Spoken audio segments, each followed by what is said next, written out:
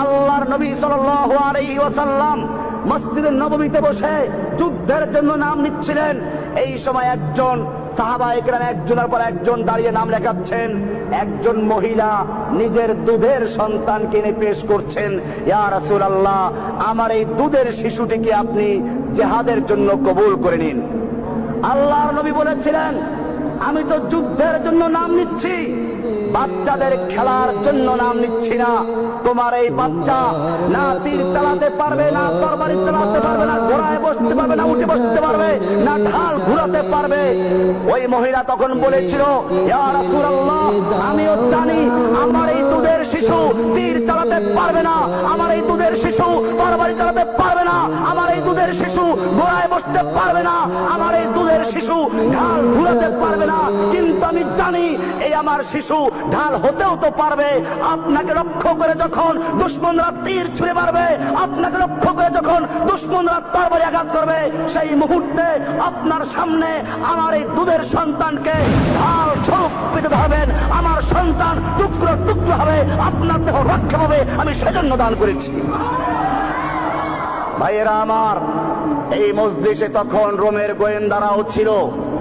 সেই গোয়েন্দারা গিয়ে রোম সম্রাটকে বলল, খবরদার, মুসলমানদের সঙ্গে যুদ্ধ করে বিজয় লাভ করার স্বপ্ন দেখো না। রোম সম্রাট জিজ্ঞেস করলো, ব্যাপার কি? মুসলমানদের সৈন্য কি আমাদের চেয়ে অনেক বেশি? গোয়েন্দারা বলল, না, সৈন্য তাদের অনেক কম। বলে, তাহলে তাদের কি অস্ত্র অনেক বেশি? বলে, না, তাদের অস্ত্র নেই।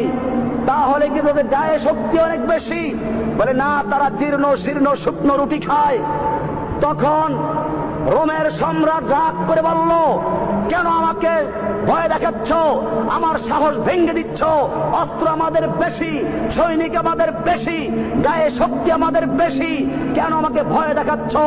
রোমের গোয়েন্দারা বলেছিল, সম্রাট জাহাপনা, অস্ত্র তোমার বেশি হতে পারে, তোমার সৈন্য সংখ্যা বেশি হতে পারে, শক্তি তোমাদের গায়ে বেশি হতে পারে, কিন্তু জেনে রাখো, তোমার সৈনিকদের কাছে সুন্দরী নারী আর যুবতী যত বেশি প্রিয়, আর মদের পেলা যত বেশি প্রিয়, মুহাম্মাদের সৈনিকদের কাছে আল্লাহ রাস্তায় জীবন দেওয়া তার চেয়ে বেশি প্রিয়।